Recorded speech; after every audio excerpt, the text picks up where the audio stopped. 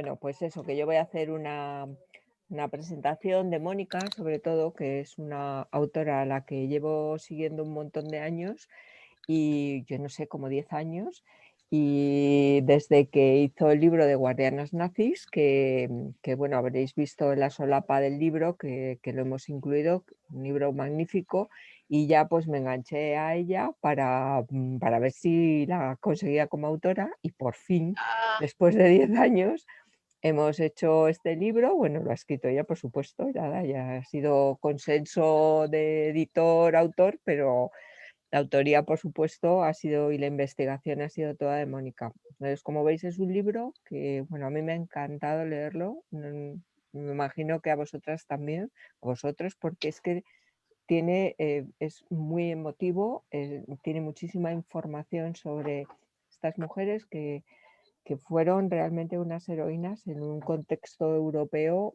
horroroso y que además son españolas y han tenido que ver con España. Entonces, bueno, hay aúna como dos conceptos que siempre llaman mucho la atención, que es la Segunda Guerra Mundial y todo lo que conllevó el horror nazi, como se titula en los campos nazis, ¿no? Porque era una situación eh, única en la historia, bueno, no única, pero casi. Ha habido otros holocaustos de los que se habla menos. Y luego, bueno, pues la selección que ha hecho Mónica de 11 mujeres realmente excelentes, con unas vidas que parece mentira, que en los años 30 y 40 del siglo pasado se pudieran desarrollar. Qué testimonios, qué vidas más ejemplares, comprometidas con sus ideales. Y bueno, en fin, que para mí el libro no tiene un pero. O sea, me ha encantado leerlo, me ha encantado trabajar con Mónica, que es una autora facilísima. Nos hemos llevado bien desde el principio y eso de verdad que aporta mucho al libro también, ¿no? Se ve en el resultado que yo creo que hemos disfrutado mucho haciéndolo y, bueno, contrastando opinión y dando lo mejor para que salga el mejor libro. Nada más, o sea, yo creo que es una autora que tiene una trayectoria enorme en los medios de comunicación y su escritura, si que habéis leído el libro, pues es muy, muy renovadora y muy directa, te llega enseguida todo lo que quiere decir y eso de verdad que es impagable. Así que nada, os dejo con ella, que es la que mejor os puede explicar todo lo que ha escrito. Y nada, solo darte las gracias, Mónica, por el libro. Creo de verdad que es que merece la pena leerlo. Lola, gracias Jolín, me has emocionado, la verdad. No me esperaba tantas cosas bonitas, la verdad. Ya sabes que yo te aprecio un montón, te quiero un montón, que el bendita paciencia la tuya por esperarme tantos años para que pudiésemos trabajar juntas y sobre todo por hacerme tan fácil este momento del escribir, ¿no? De dejarme a mi aire, que tú sabes que yo soy un poquito paloma libre, ¿no? Y necesito un poco la libertad de que nadie me diga lo que tengo que hacer y me has dejado esa libertad para poderlo hacer a mi manera con tus directrices, por supuestísimo, que son muy sabias y sabes muchísimo más que yo de muchísimas más cosas. Pero nada, te agradezco muchísimo el ser mi editora y es un lujazo trabajar contigo y con Espasa, una editorial impresionante, es un orgullo. Igualmente. Bueno, pues ahora sigo yo. Eso. No te ha dicho Laura, pero yo te haré una primera pregunta y luego daré paso una a una a los demás, ¿no? Bueno, yo qué decir, si ya lo ha dicho todo Lola, a mí me ha encantado también el libro. Me ha encantado, pero lo he pasado mal también. Y eso es bueno porque me ha transmitido el horror que yo sí que hemos visto películas, hemos tal, pero lo describes tan bien que hay momentos en que dices, uff, voy a parar de Normal. leer porque es impresionante, Mónica. Entonces, bueno, darte las gracias por el libro, darte las gracias porque, ya te digo, quizás este es un libro con mucha información, que yo te lo digo ya, a los institutos, a concienciar a muchos adolescentes.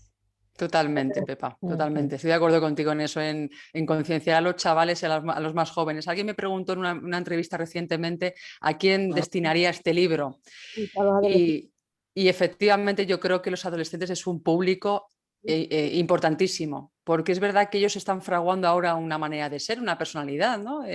Tienen sus cerebros todavía creándose y forjándose y sabiendo por dónde quieren tirar en la vida, y este tipo de libros, no el mío, pero este tipo de libros les permiten saber y discernir lo que es el odio, la intolerancia, la injusticia y combatirla, ¿no? Yo creo que en este libro en concreto se dan herramientas no solamente biográficas, históricas, periodísticas, de cómo se cuenta una historia en este sentido, sino también sobre todo humanas, ¿no? Yo en este libro siempre digo una cosa, no es un libro político, porque ahora es verdad que todo el mundo cuando habla del holocausto, de los republicanos, ya enseguida como que se me van por esos derroteros, pero es un libro humano, de historias humanas, de mujeres que sufrieron, de familias que sufrieron muchísimo. Tú decías, Pepa, que has llorado mucho. Yo he llorado en una tela, ¿eh? Una jarta que dicen en Andalucía. Yo me imagino que a ti hay cosas que te ha costado escribir.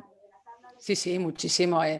Tú piensas que no solamente escribirlas, ya en el proceso de creación, de investigación, encontrar la documentación, hablar con los hijos, los nietos, los sobrinos, bueno, eso ya de las entrevistas ya fue ya el sumum de la emoción, de la tristeza, sumado incluso con también la impotencia, ¿no? Al final yo no puedo cambiar la historia, es mi problema, yo no puedo cambiar nada de lo que ha pasado, ¿no? Tengo las herramientas para contarlo, pero no tengo las herramientas para cambiar nada, ¿no? Y yo lo he pasado mal durante todo el proceso. Por eso cuando Lola me propuso vamos a trabajar juntas, yo me lo pensé, porque estos libros pasan un peaje personal y emocional importante. Soy periodista, me dedico a los sucesos, a una área periodística muy dura. Hablo de crímenes prácticamente a diario y los investigo, y de otros temas también muy cruentos del ser humano, pero cuando te empapas de estos libros, de estas historias, de personas que podrían haber sido tus madres, tus abuelas, tus hermanas, tus tías, es inevitable que es que ya se traspase esa coraza del periodista y aflore la del ser humano, es inevitable. Bueno, y para hacerte alguna pregunta, aunque ya estamos hablando y yo creo que está genial, ¿por qué sobre mujeres solo? ¿Y por qué españolas emigradas a Francia? Bueno, pues mira, primero, ¿por qué mujeres? Porque se habla siempre de los hombres. También.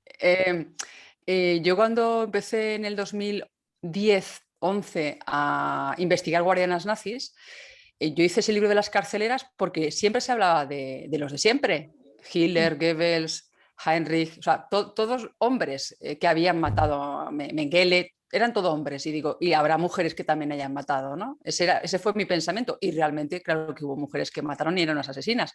Y en este caso, de las españolas, también hay bastantes libros de deportados españoles hombres, se hacen más homenajes a los hombres, o por lo menos la sensación que yo tengo. Aquí recientemente, donde yo resido en Madrid, hace unos días atrás, 10-15 días, se pusieron unas baldosas doradas en las calles donde habían vivido, delante del domicilio donde habían vivido los deportados españoles. Es una iniciativa alemana que lleva estando muchísimo tiempo en gran parte de Europa, en Cataluña, ahora viene Madrid, y de esas 8 personas que pusieron de momento en Madrid, no había ninguna mujer, y hay una mujer en mi libro que precisamente nació en Madrid, en el barrio de Lavapiés, y yo dije, bueno, parece ser que tenía que haber hecho este libro y tengo que seguir hablando del tema. Entonces, el tema de las mujeres es por eso, porque no se habla nunca, o casi prácticamente nunca, de las mujeres españolas.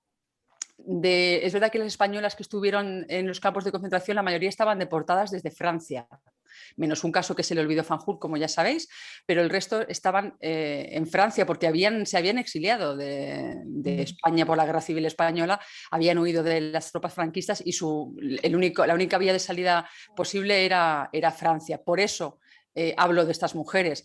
He elegido, a lo mejor os lo preguntaréis todos, ¿por qué he elegido estas 11 mujeres? A las 10 españolas porque era de las que más documentación tenía. O sea, es así de simple. Yo hacer libros es más complicado que hacer un reportaje periodístico. En un reportaje puedo hacerlo en 2 páginas y no necesito mucho más, ¿no? Pero para un libro necesito mucha documentación. Lola os lo puede decir, las decenas y las de cientos de páginas que tengo de documentación de libros y demás, películas, entrevistas y demás, ¿no? Entonces, para llenar un capítulo entero de cosas realmente importantes, tengo que tener documentación. Entonces, solamente he encontrado documentación contrastada y objetiva de 10. Hay más mujeres, por supuesto, españolas, hay 400 como estuvieron en el campo de Ravensbrück en este caso, pero solamente he encontrado 10 de las que tuviese documentación suficiente para hacer una historia larga, bien contada, aportando datos biográficos, aportando datos históricos, políticos, incluso de sus vivencias allí, creando una escena o un escenario para que tú te metas en la historia y si hablo del bombardeo de Barcelona, sepas lo que es el bombardeo de Barcelona. O sea, es decir, crear una historia como si fuese una novela. Y luego, aparte, el segundo objetivo que yo me marqué y que Lola sabe también, la editora, es que este libro era impensable sin los familiares. Sin ellas era inevitable porque habían fallecido todas, desgraciadamente. Hacía unos añitos atrás, no llegué a tiempo.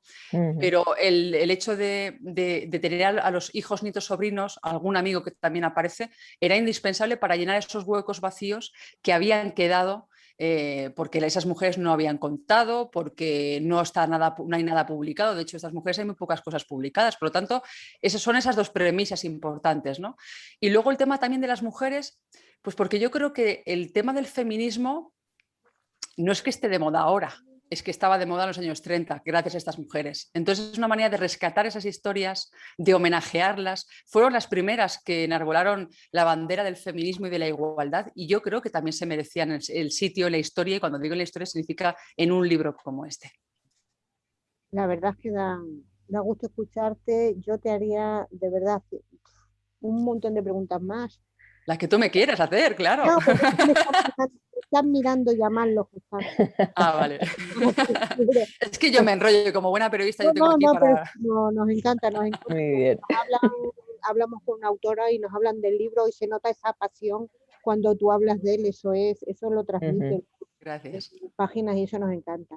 Bueno, voy a dar paso a nuestro periodista que tiene un espacio televisivo en Déjate de Historias TV y que seguramente también recomendará ahí tu libro, que es Óscar López.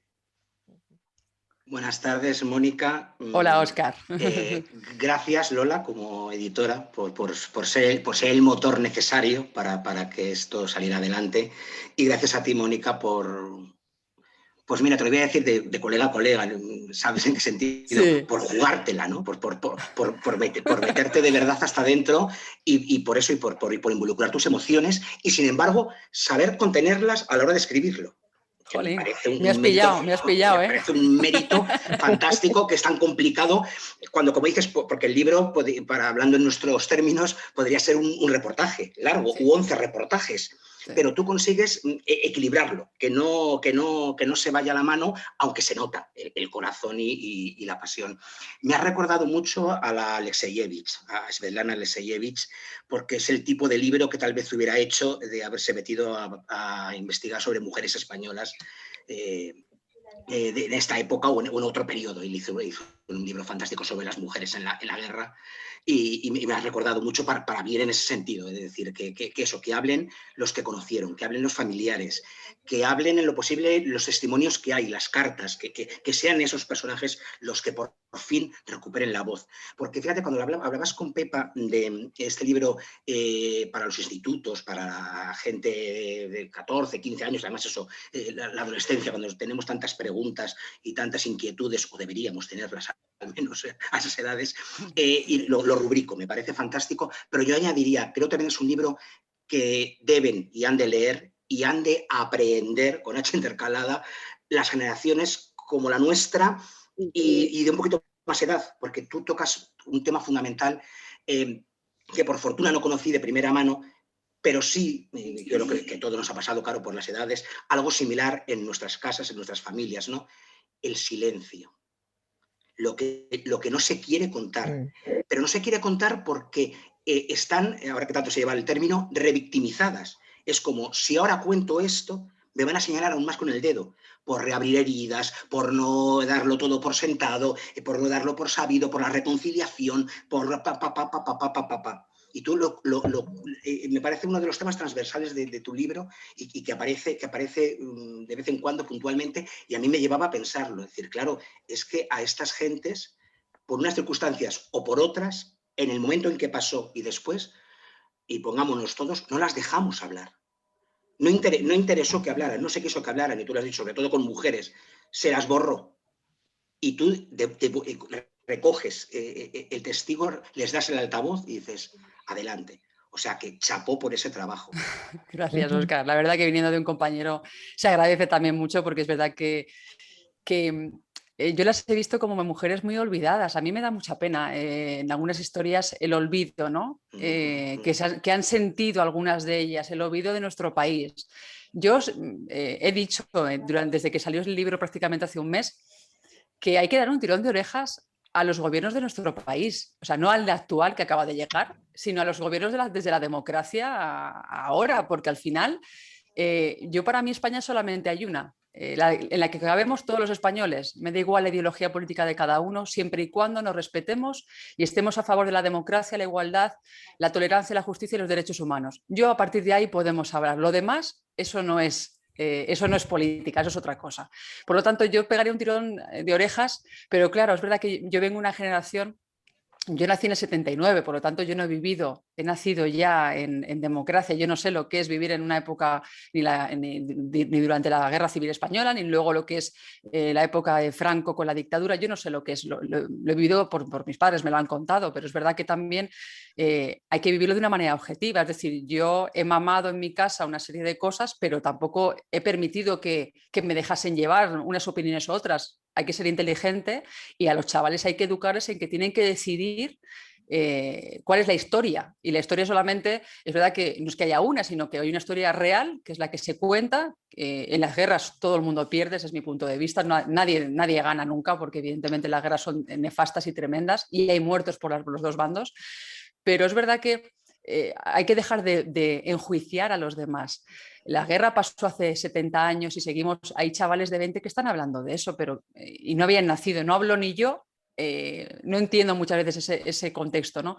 Por lo tanto, yo creo que se hace necesario que las instituciones hagan homenajes, independientemente de si esas personas eran republicanas o no. Hablamos de seres humanos que por su lucha por la libertad y la democracia fueron llevados a un campo de concentración y experimentaron las vejaciones más absolutas que puede tener y más tremendas que puede padecer una persona. Me da igual si en ese momento eran de la Segunda República, si eran franquistas, me da igual. Una persona que ha sufrido vejaciones las ha sufrido y punto. Por lo tanto, yo creo que deberíamos de reconciliarnos precisamente haciendo un homenaje para reconciliarnos absolutamente todos bajo una misma España y una misma bandera, que al final somos todos ciudadanos del mismo país y ciudadanos de Europa y ciudadanos del mundo, no hay fronteras, por suerte, es decir, vivimos en un momento maravilloso. Yo no querría haber vivido en la época de la Segunda Guerra Mundial y yo tengo muchísima suerte de haber nacido en España en la época en la que he nacido, porque es verdad que yo no hubiese soportado el machismo que había en la época de mis abuelos, con lo que soy yo, que yo tengo bastante temperamento, como se puede a lo mejor vislumbrar. Entonces, hubiese sido a lo mejor un poco como ellas, ¿no? de alzar el puño buscando la libertad, la igualdad y la democracia y no dejándome amedrentar por nadie, ¿no? Por tanto, sí que se hace necesario, Óscar, y yo te agradezco tus palabras porque yo creo que se habla muy poco y no es que estemos reabriendo heridas, es que hay que sanar las heridas, hay que quitar el pus, hay que levantar la costra y que ha quedado mejor mal cerrada y hay que limpiarlo, y hay que dejar que las personas también, sus restos estén enterrados donde sus familiares, no enterrados en cunetas. Me da igual de qué bando sea, ojo, de todos los bandos, que esas personas tienen que descansar en paz. Efectivamente. Efectivamente, coincido contigo y además se percibe en tu libro. Por último, decirte que además es que creo que haces algo fantástico, que es precisamente eso. Es con documentos, es con testimonios, es investigándolo. Fijas lo que llamaríamos historia con mayúscula, formada por tantas historias con minúscula. Y esta nunca puede ser un arma arrojadiza. Es la historia, pasó, está ahí, nos avergonzamos de lo que hayamos hecho mal, a quien le toque, por otro lado, como dices, no sé por qué las generaciones de tres posteriores han de heredar ni lo bueno ni lo malo, ni los pros ni los contras, o sea, aquello fue lo que fue, ahora somos los que somos. Y si colocamos la historia en su sitio, creo que poco a poco lo conseguiremos. Y con libros como el tuyo, desde luego, serán pasos de gigante, porque si la palabra que tanto se lleva, reconciliación, pero a mí me gusta más como paz, ¿no? Porque es más grande y ojalá fuera generalizada, pues libros como el tuyo sí que extienden e intentan firmar una paz, y una paz definitiva. y una paz sólida. Por lo tanto, muchas gracias por el trabajo. Gracias, porque de lo que se trata precisamente, Óscar, es eso, que haya paz, no tirarnos los trozos a la cabeza, no crea crispación, ni odio, ni intolerancia, como se está viendo en los últimos tiempos, ¿no? Desgraciadamente. Yo no quiero un país así, yo no quiero una sociedad de esta manera, no quiero que mis hijos en un futuro crezcan teniendo miedo de decir lo que opinan, evidentemente con el respeto que tienen que tener, ¿no? Pero teniendo miedo. Yo no quiero eso. Yo quiero que crezca una sociedad donde todos quepamos sin ningún tipo de problema. Y espero que es verdad que este libro ayude a esa paz y a esa reconciliación entre todos. Eso espero. Gracias. Mónica, la mayoría estamos en Madrid, aunque yo ahora me paso el verano en Cáceres, en mi tierra. Pero hay una que ahora mismo no sé si está entre España y Portugal, porque está viajando en coche y ha querido estar, que es Belén. Hola, creo que todavía estamos en Portugal. Os espero que aguante esto y no se vaya el sonido. Bueno, ¿me oís? ¿Sí? Perfectamente, sí. Vale. Bueno, yo me lo he leído durante el viaje, yo llevaba un poquito leído de casa y además me lo he ido leyendo salteado. O sea, no en el orden, sino, bueno, pues para ver estas mujeres estupendas. A ver, a mí Constanza me ha llamado muchísimo la atención, quizá porque es madrileña como yo, como mis abuelas, mi abuela, mis tías abuelas, mi madre y bueno, muchas mujeres especiales que me han rodeado, ¿no? Pero aún así, antes de Constanza me voy a quedar con una cosa que dijo Neus Catalá, que dice: Dante ha descrito el infierno, pero no ha conocido Ravensbrück o Auschwitz. Dante no ha conocido el infierno. Bueno, a mí me pareció esto brutal, igual que me pareció impresionante pues que el hecho de que alguien que llevara gafas o que tuviera más de 45 años, como contaba otra de las, Violeta creo que era, solamente por llevar gafas, como llevaba Constanza, que bueno, se salvó por los pelos, por decirlo así, pues ya iba fuera, porque no era válida, porque llevaba gafas. Y que sobrevivieran las que perdieron la menstruación, sobrevivieron, las demás murieron todas. Reconozco que hay cosas que impactan mucho, pero sí que me ha impactado también mucho el que Constanza diferenciaba, ella, eso que decía, que las mujeres que estaban ahí, hablando en general, nada de nacionalidades, por sus ideas, como era el caso de ella, sobrevivían mejor que las mujeres que habían estado, pues que era o por su religión o porque estaban en casa de unos amigos. Entonces, bueno, me gustaría que nos hablaras si tú opinas también que existía, si tú has notado que podía existir esta diferenciación. Bueno, pues primero decirte, Belén, muchísimas gracias por el libro, por estar esta tarde con nosotros, aunque estés de viaje. ¡Feliz viaje! Mira, pues es verdad que con el tema, a mí me sorprendió mucho eso que decía Constanza, de que aquellas mujeres, y lo dice también Neus en algún momento, Catalá también lo comenta, que aquellas mujeres que tenían los principios ideológicos, sus valores ideológicos más férreos y por lo que fueron además detenidas en su momento por la Gestapo, parece que es lo que les ayudó a sobrevivir, ¿no? Yo ahí, fíjate que no le voy a dar totalmente la razón a Constanza por un motivo importante, porque yo en mi anterior libro, Amor y Horror Nazi, que no sé si habréis leído alguno de vosotros, era de historias de amor que surgieron en los campos de concentración, lo publiqué en 2018, también con Planeta. En ese libro yo entrevisté, son 7 historias de amor, y de esas 7 historias hay 3 personajes, 3 supervivientes a los que yo entrevisté personalmente a través de videollamada, porque ellos vivían en el extranjero, Estados Unidos y Canadá.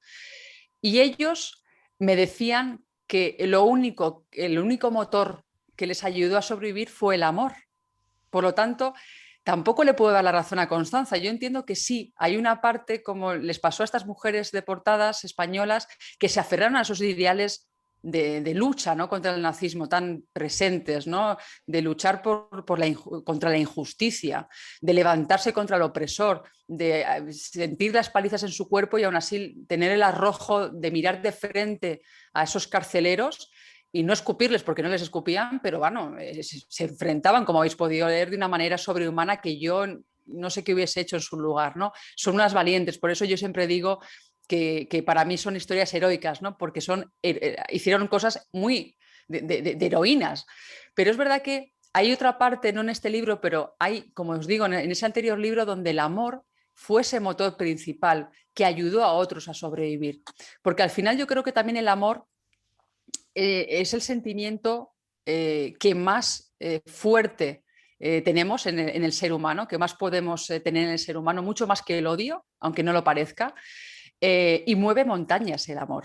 Mueve a montañas mucho más fuertes que el poder, que el dinero, que cualquier cosa, que el éxito. El amor es mucho más fuerte que todo eso. Por lo tanto, hay supervivientes de los campos, no en el caso de estas Nochiniola en los campos nazis, no es su caso, pero hay casos de donde el amor era imprescindible para seguir viviendo, ¿no? Había una mujer que se llamaba Paula, una de las mujeres que yo entrevisté cuyo marido ya había fallecido, y ella me contaba, si yo no hubiese estado casada con mi marido, porque ellos se habían conocido poco antes de ser apresados por los nazis, ¿no? Si yo no hubiese estado casada, no hubiese podido sobrevivir. No te oigo.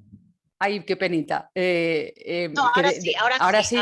Vale, decía Belén que esta mujer decía, Paula me decía, si yo no hubiese estado casada, se casara un poquito antes de ser apresados, yo no hubiese podido sobrevivir, porque yo lo único que pensaba era todos los días, quiero salir para estar con mi marido.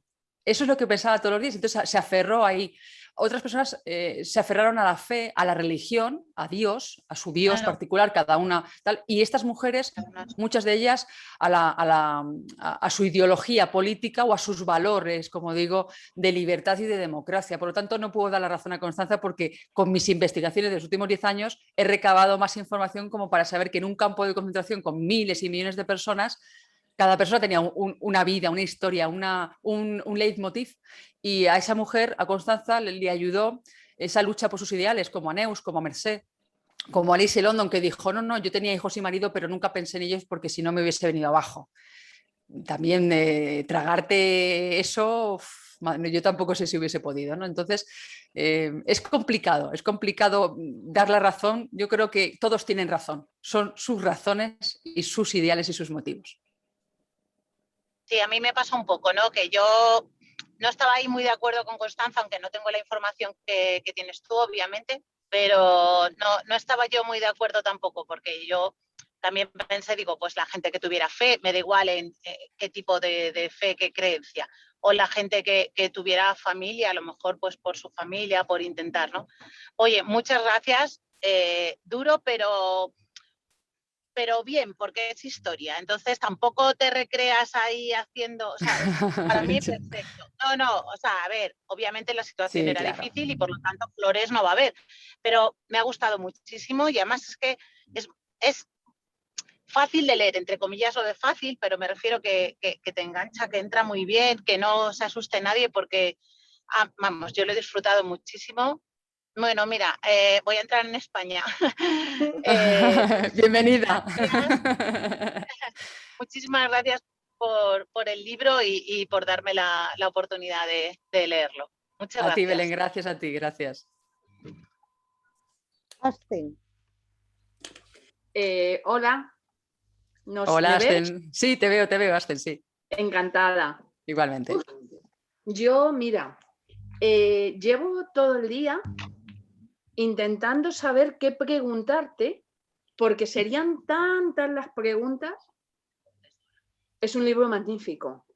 Se te pone la carne gallina según vas leyendo y según las vas escuchando, bueno, no te hablan, ¿vale? Pero sí te hablan.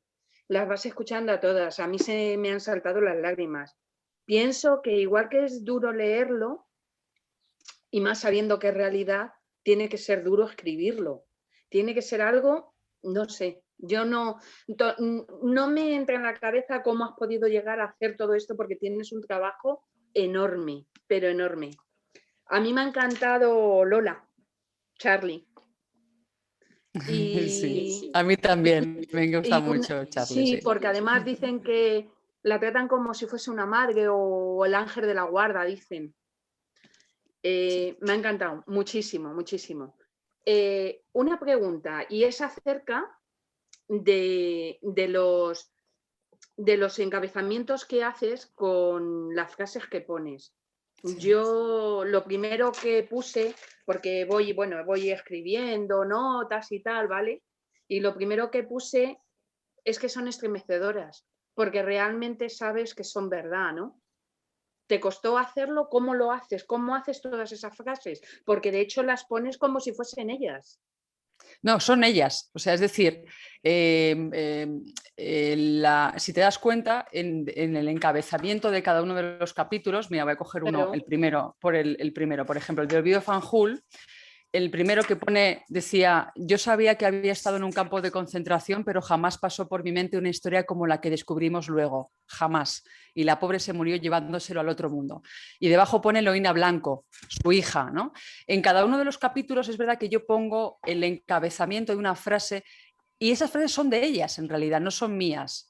Es decir, ellas en algún momento, o bien porque Neus Catalá fue, hay que decirlo, ¿no? Pero es la representante de las deportadas españolas, porque sin ella mi trabajo no hubiese sido posible. Es decir, ella cuando sale del campo, como sabéis, una de las cosas que hace primero fue buscar a estas mujeres. Y ese trabajo que hizo tan farragoso de ir a buscarlas por toda Francia o por donde ella pensaba que vivirían, llevó a varios libros, ¿no? Entre ellos el de la resistencia y la deportación, que es una de las referencias que yo utilizo muchísimo en los pies de página, que yo además soy de poner muchos pies de página, porque claro, me documento tanto que tengo que poner la referencia. Entonces, en ese libro, es verdad que hay historias como la de Olvido Fanjul, que no las cuenta la propia Olvido Fanjul, pero las cuenta Neus, las cuenta alguna persona, ¿no? Entonces, esas pequeñas entrevistas que Neus ofrecía, que recogía en ese libro, algunas eran muy cortas, luego he ido evidentemente añadiendo bibliografía, documentación, pues por la Amical de Ravensbrück, de Mauthausen, la propia Memorial de Ravensbrück en Berlín, al norte de Berlín en Alemania, libros donde también había documentación, historias que me han contado sus hijos, pero todas son frases de ellas, que en algún momento han dicho o han contado a otra persona. A lo mejor no está en un libro en concreto, pero se las han contado a alguien, por lo tanto es una frase de esa persona. Entonces, claro, yo he elegido las frases al final, es decir, yo primero escribía el capítulo, además ya sabéis que la estructura de los capítulos siempre es la misma, ¿no? Empiezo con una anécdota divertida o diferente, porque yo consideraba que había que empezar de una manera dulce, por llamarlo de algún modo, sí. Y luego empezaba ya con la biografía desde que nacen, el durante el campo, el después, hasta que fallecen, ¿no? Y entonces solamente elegí las frases cuando ya tenía todo escrito, porque yo creo que era lo último que había que poner, y la única manera de saber qué quería poner era habiéndolo escrito todo, habiéndolo revisado primero, y ya una vez que lo leí todo de nuevo, pensé, como si me metí en la piel de ellas y pensé qué es lo que las representa, ¿no? En el caso de Olvido, como nunca lo contó, solo tenía el testimonio de su hija Eloína o de sus hijos, y eso es la frase que mejor identifica la historia de Olvido. Entonces intenté en cada uno de los encabezamientos poner una frase que tú al leer todo el capítulo identificas, por lo menos lo que yo identifico, ¿eh? A lo mejor a cada uno de vosotros es otra frase distinta, ¿no? Pero lo has hecho espectacular. Gracias, Ascen. Gracias, la verdad que me sonrojo, no me veis, pero yo estoy súper sonrojada, yo soy muy vergonzosa de fondo. No, es que maravilloso, porque además es que las has identificado súper bien. Y es que no sé, yo cada vez que llegaba al principio del capítulo yo decía, madre mía, ¿qué me voy a encontrar? Leía la frase y decía, madre mía, lo que me voy a encontrar. O sea, claro, es la misma frase pero con expresiones diferentes, ¿vale? Y sí, la totalmente. Verdad es que maravilloso. Luego hay una cosa que me llamó también mucho de Lola, en el que dices que protagonizaron la primera huelga a los 7 años del funcionamiento de Mauthausen, cosa que no habían hecho ni siquiera los hombres. Bueno, es que eso me parece espectacular. O sea, yo cuando tuve esta documentación e investigué un poquito más, dije, pero bueno, esta Charlie ¿de dónde ha salido esta mujer? Pensé, ¿no? Esa mujer es una líder nata, era una líder nata, qué pena que se muriese en esas trágicas consecuencias, esas trágicas situaciones, ¿no? Como era, ¿no? Pero que ninguna persona, ni siquiera los hombres en Mauthausen, que es uno de los campos más duros que había en los campos de concentración, tuviesen el arrojo de hacer una huelga de hambre. Ya la habían hecho en Ravensbrück en alguna ocasión, ¿no? Sí. Entonces me llamó mucho la atención también eso. Me llamó muchísimo la atención el hecho de que ellas, en este caso en Mauthausen, tuviesen el valor porque allí llegaban a morir, en realidad, por la famosa escalera Gusen, ¿no? Entonces a mí Charlie es una de mis favoritas, tengo que deciroslo. Reconozco que para mí todas son favoritas, tampoco puedo decidir una, ¿no? Pero es verdad que Charlie especialmente, como ella, de una manera tan altruista, tan bonita, se desvivía por el resto, ¿no? Sin mirarse a sí misma. Efectivamente. Con lo que es una madre, ¿no? Que las madres es lo que hacen, ¿no? Es lo que debemos hacer al final, ¿no? El mirar por nuestros hijos por encima de todo. Y esa solidaridad, respeto, el inmenso amor que sentía hacia sus compañeras y el apoyo le hacían única. Es una pena que, como digo, falleciese en esas trágicas consecuencias. Me sigues poniendo, hasta escuchándote, la piel de gallina, de verdad. Enhorabuena y ojalá que le vendas muchísimo porque es un libro que merece la pena, sobre todo para no olvidar, por desgracia, pero no olvidar todo lo que han pasado y todo lo que han pasado las mujeres. Gracias, Asten. Te doy un abrazo fuerte y muchísimas gracias. Gracias. Gracias a ti. María José Vela. Hola, Mónica. Hola, María José. Bueno, yo me lo he leído así porque soy muy sensible. Yo te quería preguntar, un poco has contestado ahora como que ninguna es tu favorita y tal. Por el orden en el que las has ido contando la historia, si tuviste en cuenta algo, fue un poco, no sé, lo que te llevó a ordenarlo así. Y te quería preguntar también si de lo que descubriste, los horrores que hayas descubierto, ha habido algo que no quisiste contar, pues no sé, porque era demasiado fuerte o no sé, algo que nos puedas contar. Que no aparezca en el libro, ¿no? Que no aparezca en el libro. Empiezo por lo primero. Mira, el orden está hecho, además es una cosa que yo le pregunté a Lola y sabe perfectamente Lola. Yo le dije a Lola, ¿cómo ordeno yo a estas mujeres? Porque claro, es complicado. Y Lola fue, vamos, más sencillo no me puedo dar la respuesta. Por orden cronológico en que llegaron al campo de Ravensbrück. Digo, pues tienes toda razón. Es un orden fantástico. La primera que entró fue Olvido. Entonces, debía de ser así. Es decir, cada una, si os dais cuenta por las fechas, claro, yo entiendo que estás leyendo y como lector no te das cuenta, pero si vas leyendo, corresponde a cada entrada, ¿no?, de esas mujeres. Cada una llega a una fecha muy determinada. Por eso algunas sí que se cruzan en el tiempo, otras no se cruzan en el tiempo. Entonces, claro, era una manera tampoco también de no repetir. Porque es complicado, al final llegó un momento, me acuerdo de una conversación con Lola y con mi otra editora, con Beatriz Roca, que era como, pero esto no lo has contado ya en otro capítulo. Y yo, no lo he contado, simplemente que parece lo mismo, porque es verdad, están en el mismo campo, llegan más o menos igual y lo parece, pero no es lo mismo. Entonces había a veces un poco de jaleo con referente a las anécdotas, ¿no? Pero no, está elegido, como digo, por orden cronológico de entrada en el campo de Ravensbrück, que yo creo que es el orden que además acertadamente Lola me dijo, digo, sí, tienes toda la razón. Y de hecho es que Lola me ha resuelto muchísimas dudas referente a este tema, porque al final como autora yo tengo una idea, ¿no?, de cómo quiero ver el libro, pero Lola también me ayudó, junto con Beatriz, me ayudaron las dos a redondearlo y hacerle un 10, ¿no?, hacerlo todo perfecto, como debe de ser, ¿no? Y luego la segunda pregunta que me hacías, ¿cuál era? Perdóname, María José. Que si habías descubierto algo que no esté en el libro, algo que, no sé, algo que no pusieras por el motivo que sea, ¿no? Bueno, a ver, hay cosas que no he puesto, pero no porque no pueda poner, sino de cosas que ellas hayan contado, las supervivientes, hablo, de las supervivientes hayan contado relevante, está todo puesto. Es decir, yo no me he quedado nada en la manga. Lo que no he puesto a lo mejor son más anécdotas de familiares, más historias que a lo mejor no tenían nada que ver en aquel momento o no aportan nada. Yo considero que este libro lo que tenía que hacer era aportar algo.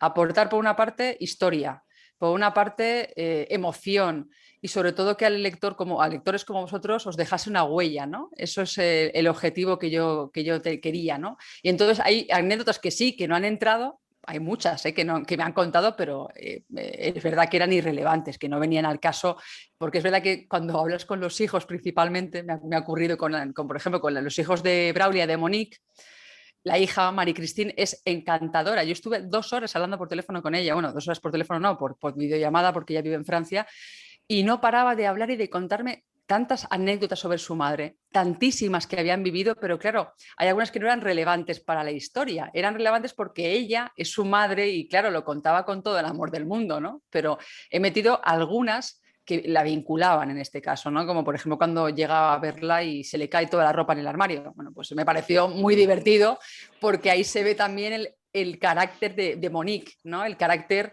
súper regio, muy disciplinado, todo limpio, todo ordenado. Entonces, también era una manera de que los lectores conocieseis a Monique de esa manera. Pero cosas importantes que han pasado, no, porque considero que no hay que guardarse nada. No voy a hacer una segunda parte de cada una de ellas.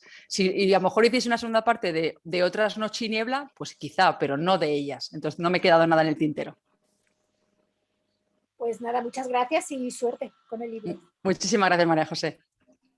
Bueno, ya va por la segunda edición, ¿no? Sí, me dijo Lola hace unos días que ya vamos por la segunda edición, así que muy contenta y feliz de que a los lectores os guste tanto. Claro, nosotros también. Muy Gracias. Bueno, yo hay una cosa que te voy a decir, aunque lo suelo decir al final, pero lo voy a decir porque has hablado de que el libro emociona, entretiene y educa. Tu libro tiene las 3 E. Nos lo dijo además que para que un libro sea bueno, nos lo dijo además un autor de Espasa. Recuérdame el nombre, Óscar. Yo no estaba en ese encuentro. Sí estaba. Pero Sí Yoli estaba. seguro que se acuerda. Que Yoli García Zambrina. Luis García Jambrina. Mira, Jambrina. Luis García Jambrina, que para que un libro sea bueno tiene que tener las 3 E. Tiene que emocionar, entretener y educar. Y tu libro lo tiene. Oh, qué bonito, la verdad. Es lo más bonito que me podéis decir, porque mira, con todo el esfuerzo que ha supuesto este libro, en todos los sentidos, además en plena pandemia, como yo contaba en la introducción, ¿no? Y luego al final del libro ha supuesto mucho. O sea que muchísimas gracias, de verdad, por esas 3 Es. Estefanía. Hola, Mónica, buenas tardes. Va mucho a Madrid. Hola, Estefanía, encantada de saludarte. Igualmente. Bueno, cuando hemos hablado con los autores, cuando hablamos con vosotros de vuestro libro, todos coincidís que os metéis de lleno pues, cuando creáis los personajes. Bueno, en este caso no los has creado tú, pero sí has hablado de una serie de personajes.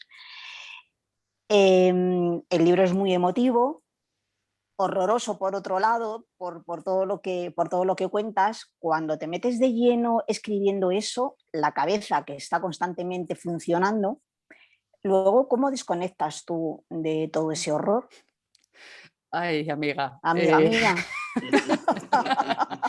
No desconecto. Un poquito de oficio, igual, Mónica, sí hay, ¿verdad? Un poquito de... Hombre, hay un poco de oficio ya, porque imagínate, yo que escribo sobre criminales Por eso, y muchas veces asesinos en serie, imagínate, complicado sería si no desconectase. Pero es verdad que cuando, mira, me pasa, ¿no? Yo en La Vanguardia tengo una columna de las caras del mal donde yo hablo de asesinos en serie, hombres y mujeres, ¿no? Principalmente. Y cuento cosas tremendísimas, ¿no? Mucho más de lo que nos podríamos llegar a imaginar.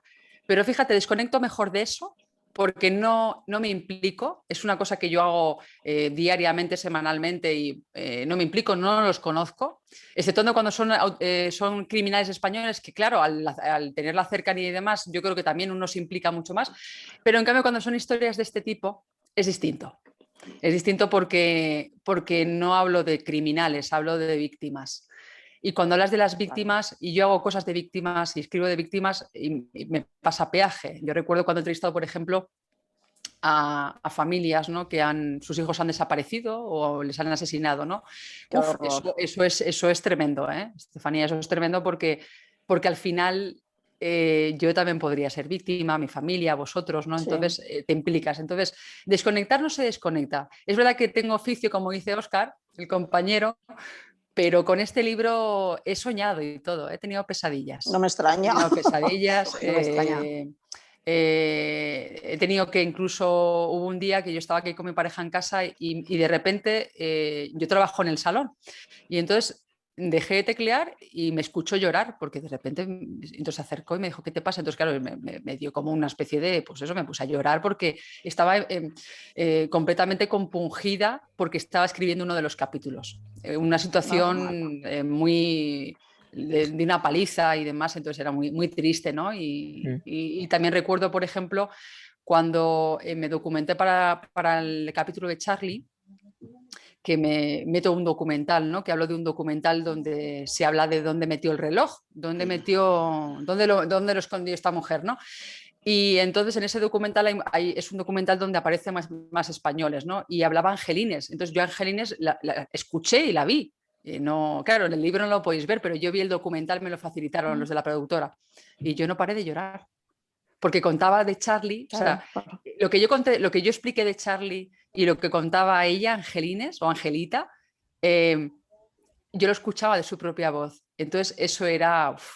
Dije, madre mía, no sé si lo voy a trasladar porque es imposible trasladar un sentimiento o esa manera, pero bueno, intentaré hacerlo de alguna manera, ¿no? Entonces es complicado desconectar cuando escribes libros tan duros, tan humanos. Pero fíjate, el peaje que uno paga emocional en mi caso compensa no por vender libros solamente, que eso es una masa más, sino porque los lectores como vosotros digáis estas cosas tan bonitas, que me digáis que os emocionáis, que os llega al corazón y que aprendéis, ¿no? Esas tres es que decía en su momento Pepa, ¿no? Yo con eso, para mí es eso ya, yo ya he vendido con eso 1 millón de ejemplares en mi corazón. O sea, eso ya. Además, ¿sabes? Mónica, quería recordarte que fuiste a Ravensbrück. Sí. Te lo íbamos a preguntar. Sí, sí. No, para que os contara que doblemente duro. Ahora no lo cuenta. Cuando queráis. Pues Mónica, yo al igual que mis otros compañeros, decirte que sí que creo que debería de ser una lectura obligada para que estos jóvenes sepan hasta dónde podemos llegar, que somos capaces de lo mejor y de lo peor y que bueno, que habría que evitarlo. Entonces yo creo que sabiendo estas cosas podríamos poner cada uno un poquito de nuestra parte, así que enhorabuena.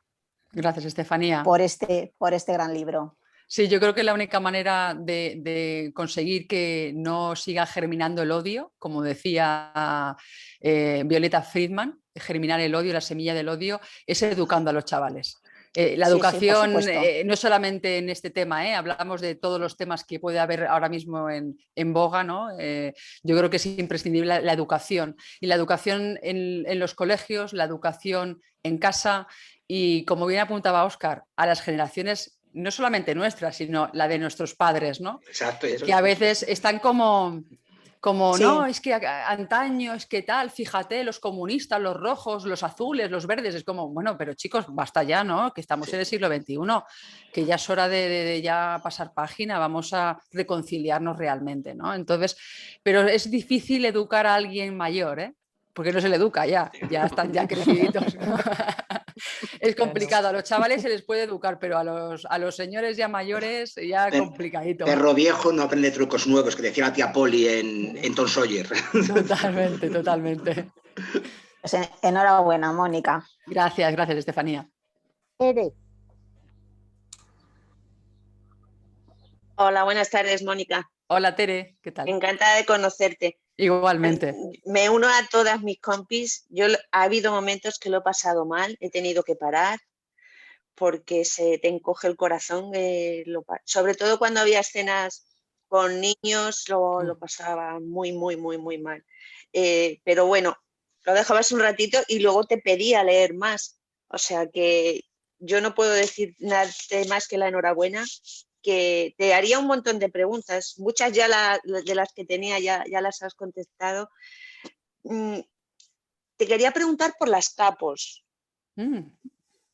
Es interesante ese tema, sí. El afán de supervivencia, ¿crees tú que la justificaría muchas de las cosas que hacían? Complicado. Es muy complicado. Es que, claro, sí, es complicado. Tere, a ver, estas mujeres al final, las capo, lo que querían era sobrevivir. También te digo, había capos buenas y capos malas, como todo en la vida. Sí, como porque todo. Había capos que ayudaban, no eran todas unas asesinas. Por lo tanto, es verdad que claro, yo creo que en momentos de extremos, ¿no? como es el extremo de la supervivencia, a uno le sale todo. Es como con el tema del dinero, ¿no? Cuando uno no tiene dinero, ahí te sale todo lo malo o todo lo bueno, igual que cuando tienes mucho dinero, ¿no? O cuando tienes un problema importantísimo. Y en el caso de sobrevivir es o me elijo a mí misma o a mí mismo o elijo a la otra persona.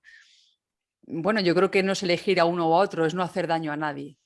Y yo creo que siempre hay tiempo para decidir no hacer daño a alguien, ¿no? Yo creo que una cosa es ayudar a sobrevivir, que yo no digo que a lo mejor yo en la situación, por ejemplo, que no me acuerdo quién lo contaba, pero que estaban en la fila a punto de, creo que era Neus, las iban a seleccionar y estaba ella de pie y tenía alguien al lado, una mujer que tenía gafas, ¿no? Y le dijo, quítate las gafas. Pero pensó, no me acuerdo quién fue, fíjate, con tantas que ya no me acuerdo ni quién fue ella, ¿no? Pero en ese momento pensó, ¿y si no le digo nada para que la seleccionen a ella? Claro, ¿qué hubiésemos hecho todos ahí? ¿No? Pero ella no hizo nada malo, no dijo a ella, no, ella podía haberse callado, que hubiese estado en su derecho porque ella quería sobrevivir y estaba muy enferma. Pero eso a lo mejor sería más justificable por el miedo, ¿no? a morir, que el hecho de tener que matar a alguien, apalear a alguien, etcétera, etcétera. También es verdad que, por ejemplo, los Sonderkommando, que son los prisioneros que se dedicaban a limpiar las cámaras de gas, los crematorios y tal, que era una labor muy farragosa y muy tremenda, esa gente tenía que ver cómo morían sus compañeros y compañeras, pero no mataban a nadie, ¿no? Ellos sí podían ayudar, ayudaban, y eran unos mandados al final, pobrecitos. Pero claro, las capo, y porque no habéis leído Guardianas Nazis, pero si leéis Guardianas Nazis, hay alguna capo alemana también, política, prisionera política alemana, que al final fue ajusticiada en los juicios después de la Segunda Guerra Mundial, porque mató a gente. Y sí, pensó creo que lo he leído en algún sitio, sí, lo que estás comentando. Pues entonces, claro, yo entiendo que el afán de supervivencia es importantísimo, ¿no? El espíritu de supervivencia. Y yo por sobrevivir haría cualquier cosa, pero no a costa de matar a alguien. Hombre, si me vas a matar a mí, antes te mato yo a ti, por supuesto. O sea, si estamos un cuerpo a cuerpo, yo voy a salvar mi vida. Pero matar por matar, yo creo que siempre hay un destino. Es verdad que, acordaros que, no en este libro, pero en general, ¿no? Los nazis llegan a los juicios, no solamente de Nuremberg, ¿no? Bergen-Belsen, el de Auschwitz, Ravensbrück y demás, y no se arrepiente ninguno. Ninguno se arrepiente, ni ellos ni ellas, porque también ellas, Ilse Koch, María Mandel, Irma Gress, todas las de las que yo hablo, guardianas, que están en mi anterior libro, no se arrepiente ninguna. No, es que a mí me mandaban, no, es que esto era así porque lo decía el Reich, ¿no? Y estamos por encima del resto. No, es que tenían capacidad de decidir. De hecho, luego se ha demostrado que hubo nazis que sí que ayudaron a otras personas a sobrevivir. Por lo tanto, siempre hay un camino para hacer el bien.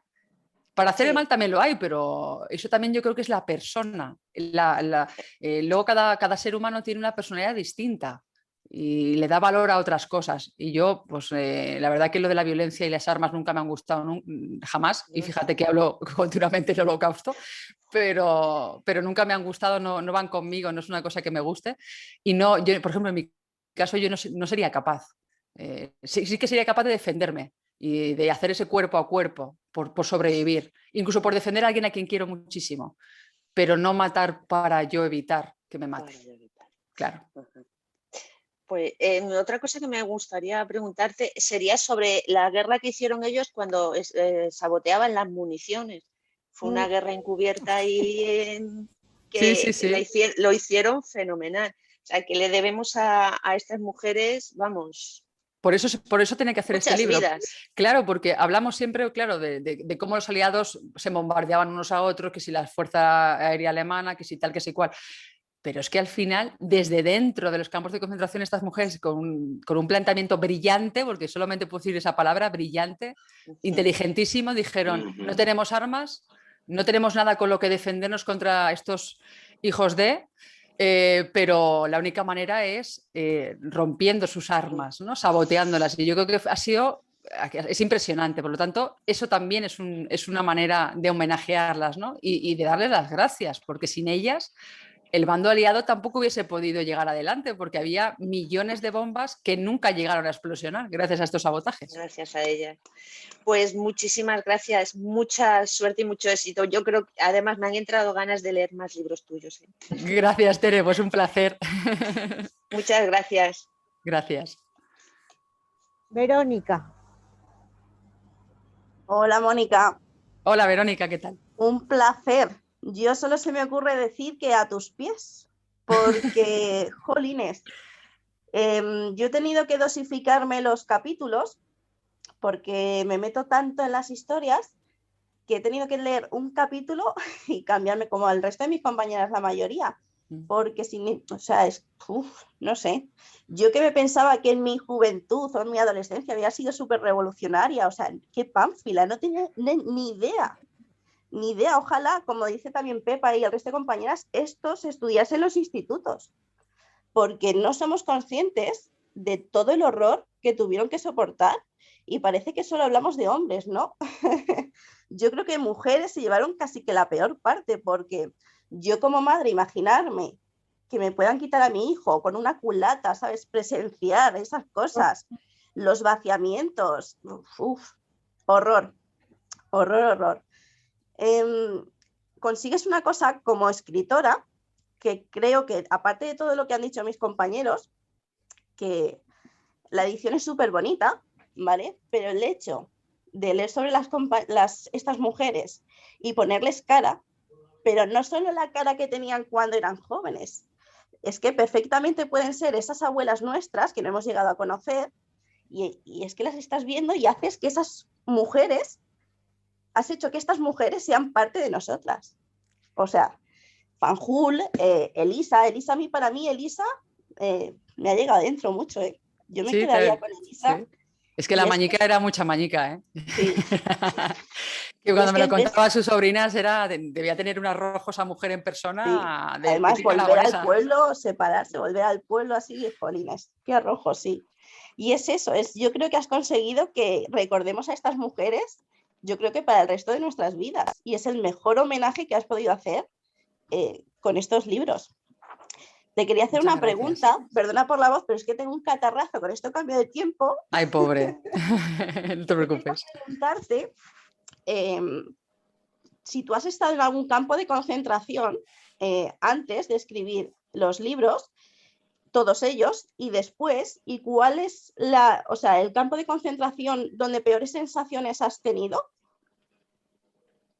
Porque, no sé, yo creo que hay... Vale, pues mira, os voy a contar. Yo nunca había estado en un campo de concentración. Yo llevo 10 años trabajando en el tema del Holocausto, desde el año 2011, 2010-2011. Publiqué en 2012 Guardianas Nazis, en 2018 publiqué Amor y Horror Nazi y ahora en 2020 publico Noche y Niebla en los campos nazis, ¿no? Pues durante estos 10 años, donde también he hecho otros libros de otras temáticas de criminales y demás, nunca había sido capaz de ir a un campo de concentración.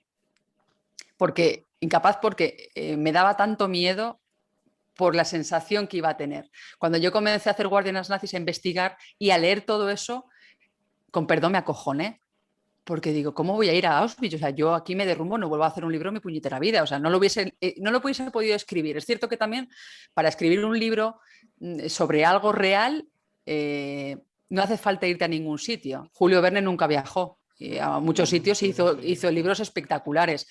Pero es verdad que para que tú puedas plasmar un lugar en concreto tienes que documentarte muchísimo. Entonces lo que hice es, en vez de viajar, documentarme como si no hubiese un mañana visionando documentales, la página web propia de los campos de concentración, es decir, metiéndome de lleno en ese campo de concentración como si yo lo conociese. Pero en el tema de Noche y Niebla en los campos nazis, ahí algo cambió. Cuando yo hablé con Lola de este tema antes de ir al campo de concentración, yo le dije, pero es que tengo que ir al campo. ¿Verdad, Lola? Te lo dije, digo, es que esto tengo que ir al campo, porque primero, porque ella estaba yo creo que preparada para poder ir, psicológicamente me refiero. Y segundo, porque también habían estado españolas allí, era como, no sé, como se lo debo. No las conozco, pero yo creo que es algo como se lo debo, les debo estar allí, pisar la tierra donde han estado ellas, ver el lago Sved como es, entender la psique de Ravensbrück, ¿no? Y por eso lo hice, como una especie de responsabilidad moral para con ellas. Y fue la mejor decisión que yo tomé. Justo me pilló, la pandemia fue en marzo, empezamos, ¿no? Nos encerraron y yo fui el día 30 de enero de 2020, o sea, un mes y medio antes justo.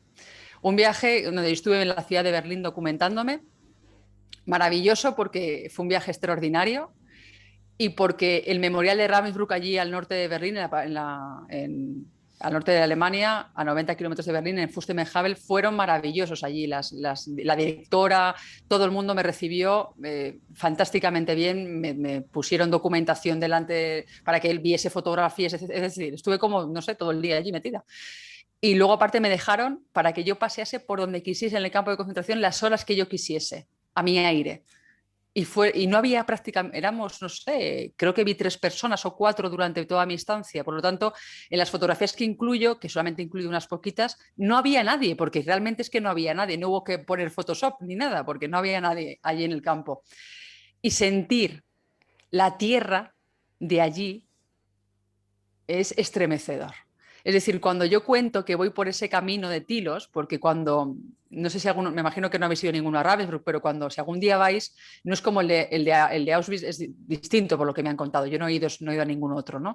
Pero para llegar hasta allí, desde la estación de tren, que es donde las descargaban a estas mujeres, hay como 2 o 3 kilómetros y yo me cogí un autobús que te deja a más o menos medio kilómetro, no llega al kilómetro, ¿no? En la carretera. Y luego de esa carretera hay un camino precioso, que dices tú, además hacía muchísimo frío, bueno, muchísimo, menos 5 grados tampoco hacía tanto, para lo que es Alemania. Y empecé a ver los árboles, digo, qué bonito, o sea, un paraje idílico, maravilloso, el lago, dije, madre mía, las casas preciosas de los nazis, dije yo, estas casas, porque tampoco quería leer mucho el campo antes de yo llegar, ¿no? Sabía que había mucho, pero no me acordaba que había casas de fuera, pensé que estaban dentro, porque con mi anterior libro de Guardianas me confundí ahí en ese momento cuando yo llegué, pero mira, casi mejor, porque fue como la primera sensación. Y cuando dije, ay, qué bonito, iba con mi pareja, digo, qué bonito, por aquí, por allí, y ya llegamos. Y llego a esa puerta del infierno y digo, madre mía, pero ¿y esto? Y ya entré y es verdad que en la explanada no hay nada, no hay barracones como en Auschwitz, pero da igual, ver aquello, ver las torres de seguridad, de vigilancia, ver todo rodeado de alambrada, ver las chimeneas del crematorio, dije, madre mía, y ahí fue cuando empecé a hacer el recorrido y fue la peor experiencia de mi vida. La peor, y como digo, no es tan duro como Auschwitz. Me gustaría ir a Auschwitz, también os lo digo, me gustaría, pero tengo que prepararme psicológicamente para ir. Y es verdad que en ese camino y en ese trayecto, en esa excursión por ese campo de Ravensbrück, cuando yo digo que me derrumbo en el crematorio, es que me derrumbo en el crematorio. O sea, ya iba con el típico mapa que todavía lo conservo, mirando a ver lo que era cada cosa. Mirando lo que era el Appelplatz, me puse delante del Appelplatz para ver cómo era aquello, ¿no? Imaginarme cómo podían ser esos pases de revista. Y cuando ya llegué a ese momento en el que hago ya todo el recorrido más o menos y llego a los crematorios y ya veo la puerta y hago así y ya veo, además uno de los crematorios y ya entro y fue solamente estar en el alumbrar de la puerta porque no había nadie y ya empecé a llorar. Lloré, me tuve que salir para tranquilizarme y cuando ya estuve ya relajada volví a entrar y ya pensé, ponte la coraza de periodista porque estás aquí por trabajo. Entonces entré, que fíjate, es una cosa que no cuento en el libro porque como es muy largo de explicar, pero bueno, en una charla sí que es más interesante. Y ya entré y hice fotografías que son algunas de las que habéis visto en el libro. me tranquilicé y yo no soy una persona que sea creyente, porque creo que hay algo, pero no creo en un Dios específico, pero hice un rezo, no un rezo de un Padre Nuestro, pero pedí por sus almas, ¿no? Pedí por las almas de esas personas que estaban allí, que habían muerto, ¿no? A esas miles de mujeres y niños que habían fallecido ahí dentro, les deseé que estuviesen bien. No sé si hice bien o no, pero en ese momento me salí así en plan de pobrecita la gente que ha muerto aquí, ¿no? Y salí de allí hacia el muro donde están todos los nombres de los países y ya ahí fue como voy a relajarme porque claro, luego ya llegué a la parte donde está el lago con esa famosa estatua larga, ¿no? que hay del abrazo y ya pensé en el famoso, en ese lanzamiento de las cenizas, ¿no? que hacían también. Entonces entendí también un poco todo, cómo se sentían esas mujeres. Cómo sacaban la mierda de los váteres, ¿no? Como explico con los excrementos y luego ya cuando salí, me acuerdo que cuando salí del campo, me río porque es que tuve una reacción muy, muy curiosa, que es que cuando salí estaba súper cabreada, o sea, yo salí muy enfadada al final. Después de haber investigado, hablado con diferentes personas, visto todo el recinto, ya salgo para volver a enfilar el famoso camino y veo las casas y la comandatur, que era la comandancia, y yo salía muy cabreada. Yo dije, y yo me cagué en todos ellos, la verdad. O sea, hijos de... O sea, empecé a decirlo en voz alta, digo, o sea, unos tal, unos cual, porque es que no me salía otra palabra, no me salía otro momento de decirlo. Es decir, pero ¿cómo habéis podido? Estáis viendo aquí, yo así, estáis viendo aquí esa gente, pobre gente allí, yo no daba crédito. Y me fui enfadada, luego ya...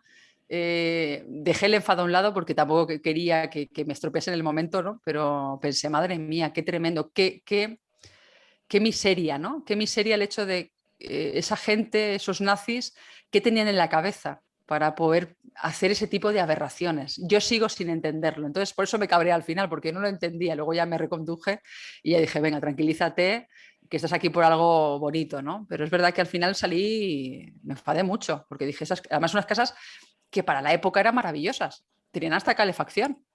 Y dije yo, pero esta gente vivía aquí maravillosamente bien y esas mujeres muertas de hambre, de frío y de todo. Vamos, salí con una mezcla, con una amalgama de sentimientos muy, muy mezclada. Jamás entenderemos lo que pasó por esas cabezas, por eso son tan necesarios estos libros, para recordarnos. Yo solo puedo decir que es que no quiero, necesito leer tus otros libros, porque es un tema duro, pero es que no podemos olvidar estas cosas y no olvidemos que es que, como habías dicho antes, somos ciudadanos de un mismo mundo. No hay más. Muchas gracias, de verdad. Gracias a ti, Verónica, muchas gracias. Yolanda. Buenas tardes, Mónica. Hola, Yolanda, ¿cómo estás? Tocada. A mí el tema de los campos de concentración...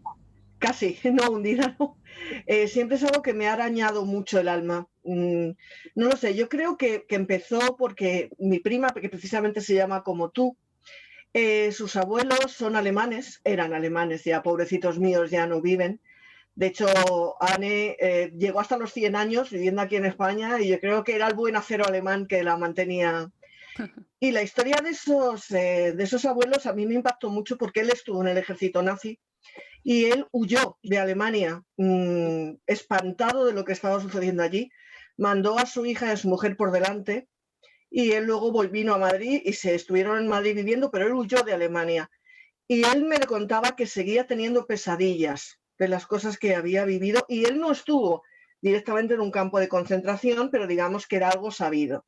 Entonces yo creo que desde aquellas cosas que Opa, como le llamamos, era el abuelo de todos al final, era Opa, a mí me afectó tanto que yo creo que siempre he tenido como un regusto ahí, que el tema de los campos a mí me duele especialmente y este libro me ha dolido mucho. Lo que pasa es que también lo que hemos comentado es muy necesario, porque como ahora entre las teorías revisionistas, entre el buenismo imperante y entre tanta tontería que hay que escuchar con respecto a la historia, y ya sé que a lo mejor es un poco radical, pero que haya todavía quienes se planteen si esto pasó, por ejemplo, o que haya quien no sepa nada de ello, como las nuevas generaciones, pues como decía aquello, ¿no? De los pueblos que olvidan su propia historia están condenados a repetirla.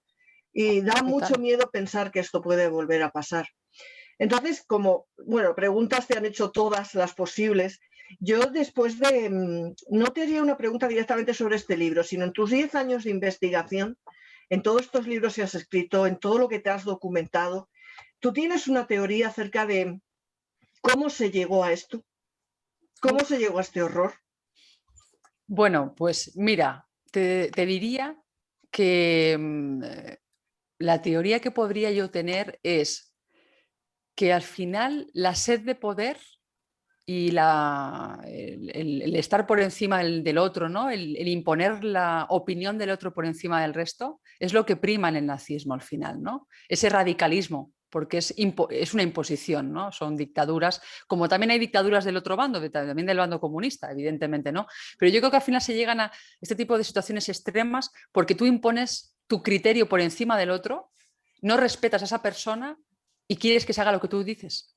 Y cuando ocurre ese tipo de cosas, suceden no solamente dictaduras, sino suceden guerras, suceden asesinatos, sucede un holocausto, hay campos de concentración, porque en este caso Hitler no quería que hubiese judíos en Alemania, ¿no? Quería exterminar esa parte de la población y luego exterminar a todo aquel que fuese distinto a lo que se supone que era la raza aria. Entonces, yo creo que lo que llevó al holocausto fue el odio.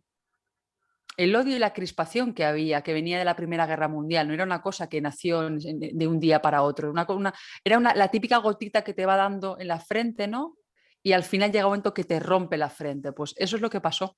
Y el odio es tan malo como cualquier otra cosa. Es decir, cuando ahora escuchamos discursos de odio, no sé si os acordáis hace unos meses, cuando una muchacha vestida con una blusa azul en Madrid, en una manifestación, ¿no?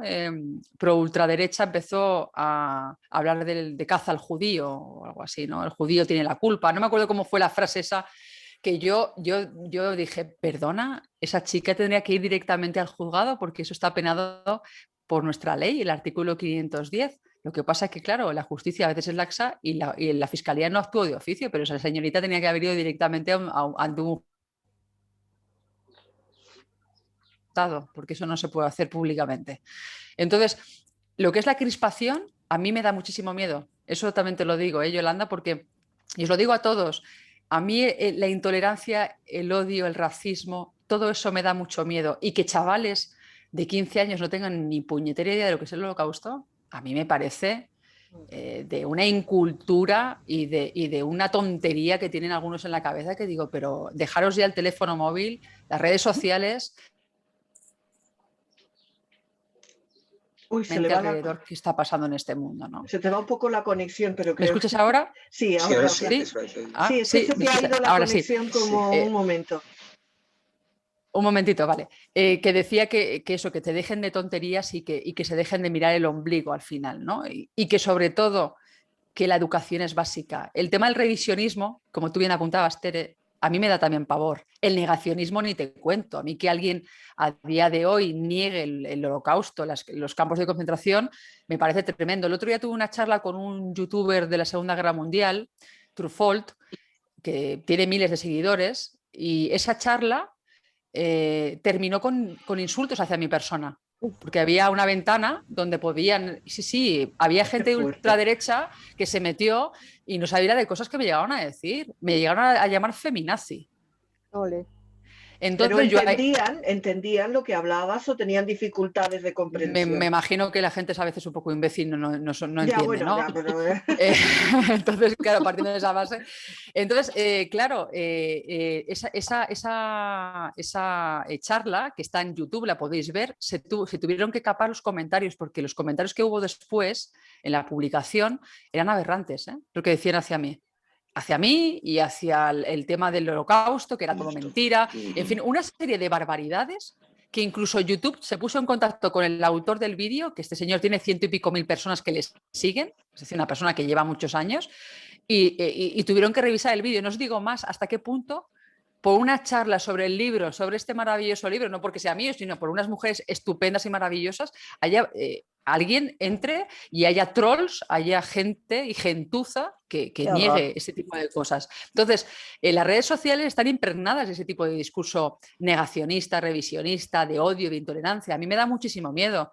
Yo es verdad que he tenido alguna amenaza desde esa charla, alguna cosita. El otro día recibí un correo electrónico también en mi página web y es como, bueno, no voy a contestar, porque si tú entras a ese tipo de historias estás perdida.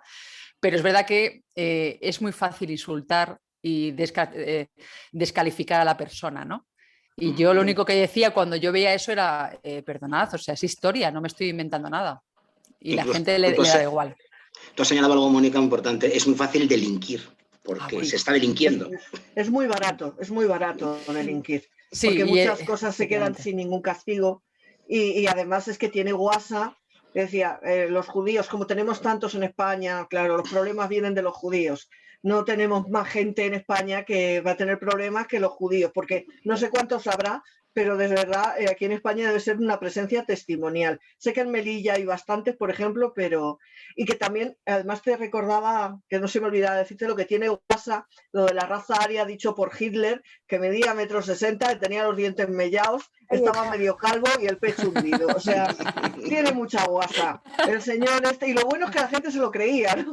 Bueno, claro, sí, absolutamente. Pero esos discursos, no sé si viste recientemente, hace unas semanas, a un chico que había sido neonazi y hicieron una entrevista en La Sexta hablando de que yo era nazi, ¿no? Y cómo él, un discurso de Hitler con 13 años lo escuchó, su padre estaba viendo un documental de Hitler y ese discurso le llegó tanto que ese chico decidió seguir a Hitler, pero en todos los sentidos, o sea, no investigarlo, sino meterse dentro, ¿no? Y yo pensé, madre mía, el día que yo tenga hijos y yo me dedico a estos temas, voy a esconderlo todo, porque claro, al final, yo dije, pero ¿cómo es posible que alguien cambie de esa manera, ¿no? Al final, y que se meta en esa ideología tan extrema, ¿no?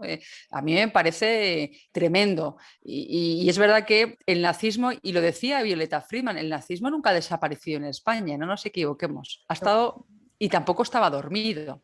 Estaba ahí, subyacente de alguna manera en algunos partidos políticos, en alguna organización determinada, pero siempre ha estado ahí. Y a mí eso es lo que me da miedo, porque ahora, con esta corriente que está habiendo de intolerancia y de crispación y de odio, esa gente vuelve otra vez a salir y parece, además se mezcla con el resto. Entonces parece que todos son iguales, no todos son iguales. Creo que están saliendo extremos de las dos partes y el problema es como esos dos extremos lleguen a colapsar. Entonces sí que puede ser un problema. Pues simplemente felicitarte, de verdad, Mónica. Yo, aunque he sufrido mucho, yo este libro lo leerá tu tocaya, que es mi prima, porque sé que a ella le toca más de cerca y se acordará mucho de sus abuelos y de su historia, que yo creo que incluso da para una novela la historia de sus abuelos, pero eso es otra cosa. Y que mucha suerte y que te seguiré leyendo, porque me encanta cómo lo cuentas. Gracias, Yolanda, gracias, un beso. Fernando es el único que no está en Madrid, está en Sevilla. Ay, yo con Fernando ya he hablado antes, me parece a mí, ¿verdad, Fernando? Sí, claro. Lo que pasa es que no te tenía puesta la cara, no te tenía fichado. Bueno, ya podemos hablar cara a cara. Sí. Bueno, yo me reitero, ¿no? Dándote las gracias por el libro, ya te lo di en su momento. Creo que el libro es un homenaje y un acto de justicia para unas mujeres que, bueno, que no se pueden olvidar y que, bueno, sería una traición a esas valientes y una traición a nuestro presente que se ha construido gracias a ellas, ¿no? Volverte a dar las gracias. Gracias, Fernando. Sí quería comentarte dos preguntas en una. La primera es si después del trabajo que ha supuesto esto, tanto a nivel de documentación, de echarle horas y horas, y luego a nivel anímico, ¿estás pensando en alguna historia relacionada con estos temas? Y luego lo segundo, porque claro, a mí me fascina todas estas mujeres, pero tú hablas de 400. Entonces, yo te pregunto, vamos, no sé si, perdón, porque mira, estoy todavía con la mudanza sí. en la puerta. Y quería preguntarte, son 400, pero tú aquí has puesto a una ínfima parte. ¿Que te has quedado con ganas de más? ¿Hay mujeres que tú has dicho qué vida más interesante estas, pero no tengo la suficiente documentación o el suficiente hilo del que tirar para poder construir su historia y es una lástima? ¿O has dicho, pongo las más representativas porque si no esto sería de locos? Bueno, pues mira, te respondo por la segunda y luego voy por la primera. Referente a la segunda, es verdad que he elegido estas 11, lo decía al inicio de la conversación, porque era de las que más documentación tenía. Me he quedado con ganas y es verdad que en el prólogo, y tengo aquí la chuleta, porque si no, evidentemente yo no me voy a acordar de los nombres porque son muchas, pero es verdad que puse varias que me hubiese gustado, de las que me hubiese gustado hablar. Por ejemplo, una de ellas es Virtudes Cuevas. Virtudes Cuevas, yo recuerdo haber hablado con una profesora de Valencia que ha hecho una tesis doctoral sobre esta mujer. Lo que pasa es que me facilitó muy poca información y no pude encontrar a los familiares. No sé si es que no me quiso abrir la puerta, que a veces nos pegan, en vez de abrirnos nos la pegan en la cara, ¿no? A veces nos pegan un puntapié. Y yo creo que esa señora, o chica, no sé, prefirió no contarme nada más porque iba a escribir un libro sobre virtudes. Entonces yo creo que a lo mejor no me dio información para que no le hiciese yo el boicot en el mío. Entonces, pero Virtudes Cuevas es una historia que a mí me hubiese gustado particularmente meter, ¿no? Porque además fue distinguida con varias condecoraciones también en Francia, es decir, una vida también muy, muy interesante. Y luego es verdad que, por ejemplo, Marita Pomares, de la que habla Mercedes Núñez, también es una mujer que me pareció impresionante porque ella se fuga de una marcha de la muerte. Entonces, ¿quién se fuga de una marcha de la muerte cuando era casi imposible salir de allí? Hubiese metido más historias, pero no tenía documentación, por lo tanto me ceñí a la documentación que yo tenía, que era lo más importante. Y luego, referente a lo primero que me preguntabas, que yo me estaba riendo, no sé si me estabais viendo, pero me estaba sonriendo y riéndome, porque es que yo cuando termino un libro así, acabo destrozada de aquí, o sea, acabo destrozada, vacía, ¿no? Me vacío, porque yo me he vaciado completamente, he dado todo, como yo creo que debemos de darnos los autores cuando escribimos libros así, ¿no? Entonces, yo no descarto volver a la Segunda Guerra Mundial y al Holocausto, por supuesto que no. Tengo en mente una novela desde hace bastantes años atrás, donde confluyen muchas cosas de las que yo he investigado en estos 10 años, no solamente el Holocausto, sino de temas de crímenes. Por lo tanto, sí, es posible que en algún momento pues haga algo distinto. Me decía Lola un día, ¿no? Me dice, no, ¿vas a hacer novela? No me fastidies, que si no, no voy a trabajar contigo, porque ella se dedica solamente a no ficción. Y le dije, bueno, Lola, tranquila, que ya veremos cómo lo hacemos, ¿no? Pero es verdad que me encantaría hacer novela. No sé si estoy preparada para ello, porque a mí me da muchísimo respeto la novela. Considero que los que hacen novelas de cualquier tipo y más de esta temática o incluso novela negra, ¿no? Que es a mí lo que más me gusta, me parece de una inteligencia brutal y para poder hacer todo para que cuadren, no sé, me parece un trabajo muy minucioso y yo no sé si me veo preparada todavía para hacerlo, pero la idea la tengo, incluso la sinopsis, el desarrollo de algunas tramas también, es decir, tengo cosas pensadas, pero me tengo que ver yo para poderlo hacer, ¿no? Pero es verdad que próximamente sí, seguramente que haga alguna cosa más del Holocausto, porque siempre hay cosas que contar y cosas que no se han contado nunca. Testimonios que se han silenciado y yo soy más de hablar de personajes, de personajes y de historias anónimas, que son de las que al final fraguan la historia con H mayúscula, ¿no? No soy de hacer grandes personajes. Eso se lo dejo para otros, que hay mucha gente que a lo mejor sabe mucho más que yo de grandes líderes, ¿no? Yo soy más de la gente de a pie, de aquellos que al final se trabajan la historia y que deberían de pasar precisamente esa historia con H mayúscula y tener un lugar importante en algún sitio. No sé dónde, pero deberían de tenerlo.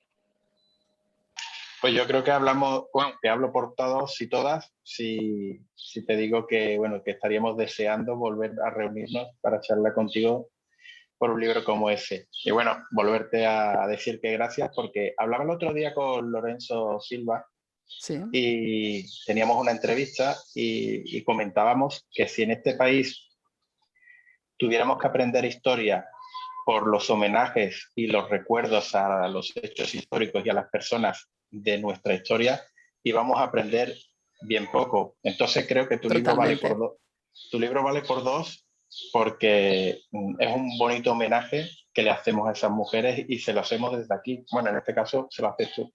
Gracias. Yo desde aquí os doy las gracias a todos por leeros el libro, por la charla, que estoy encantada de charlar con vosotros, y por también ser vosotros al final altavoces de la historia, porque yo soy el vehículo a través del papel, simplemente plasmando las historias, pero también ahora os toca a vosotros los lectores hablar del libro y que otra gente se sume, ¿no?, a nosotros para que la historia no se olvide jamás, ¿no? Yo creo que se lo debemos a estas mujeres. Tú lo has dicho. Muchas gracias, Mónica. Gracias, Fernando. Ya hemos preguntado todos. ¿Alguien quiere hacer alguna pregunta más? Estamos con un resacón. Yo puedo hacer una. Yo. Y luego tú, Estefanía, ¿vale? Dicho a alguien, o sea que cualquiera.